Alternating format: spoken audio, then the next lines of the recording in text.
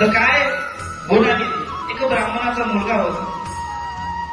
आता ब्राह्मणाचा मुलगा मध्ये वेद संपन्न असायला पाहिजे. त्याला नाही का जुगाराची दारू पिण्याची सवय लागली. हा एक वडील ब्राह्मण राजाच्या घरी पूजा अर्चना करायची.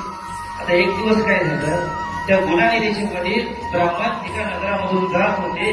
जात असताना एका वट्यावर काही जुगार खेळणारे व्यक्ती बसले होते आणि त्या ब्राह्मणाला त्या गुणानिधीच्या वडिलाला राजाने सोन्याची चेन दिली होती आणि ती चेन त्यांनी त्या जुगारवाल्यांपाशी लोकांपाशी वट्यावर पाहिली. त्यांच्यापाशी गेला, अरे बा तुम्ही माझी चेन चोरी केली आहे, ते राजापाशी शिकायत करेल. अहो महाराज आम्ही हे चोरी केली नाही, तुम्हाला माहित आहे का तुमचा जो मुलगा आहे गुणानिधी तो जुगारामध्ये आमच्यापाशी हा चेन हरला आहे.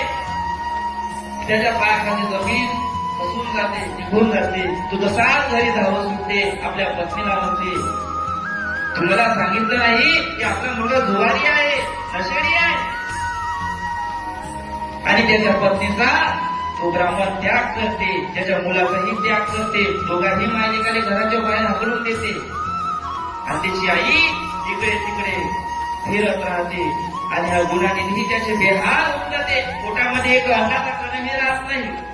आणि एक दिवस इतकी त्याची वाईट दैनीय परिस्थिती होऊन जाते की त्याच्या चालणी होत नाही. असाच तो एका भगवान शंकराच्या शिवालयापाशी येते आणि एका वडाच्या झाडाखाली झोपून जाते. रात्रीचे 10 ते 12 वाजते. त्या शिवालयामध्ये एक नवीन दाम्पत्य जोडपं त्या ठिकाणी भगवान शंकराची पूजा अर्चना करण्यासाठी येत असताना तो पाहते, पूजा करताना संपूर्ण पाहते कशा प्रकारे जलखत त्या भगवान शंकराला नैवेद्य अर्पण करत. त्याच्या पोटामध्ये भूक लागलेली असते आणि ते नवीन दाम्पत्य निघून गेल्यानंतर हा जो गुणानिधी असतो तो शिवालयामध्ये प्रवेश करतो, तो नैवेद्य कसा खाण्यासाठी.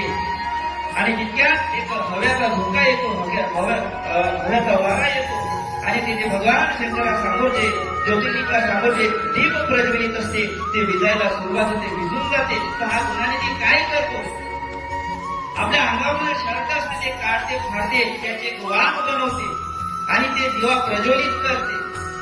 आणि गावातले काही लोक पाहते, त्यांना वाटते की हा गुणानिधी चोरी करण्यासाठी आला आहे शिवमंदिरामध्ये. सर्व गावकरी धावत येते, त्या गुणानिधीचा पाठलाग करते, गुणानिधी समोर आणि सारे गावकरी मागे. मात्र त्या गुणानिधीच्या पोटामध्ये अन्नाचा एक कणही नसल्यामुळे तो गावकऱ्यांच्या हाती येते. गावकरी त्याला बेधाड मारते, इतके मारते की त्याला त्या क्षणी मृत्यू होऊन जाते.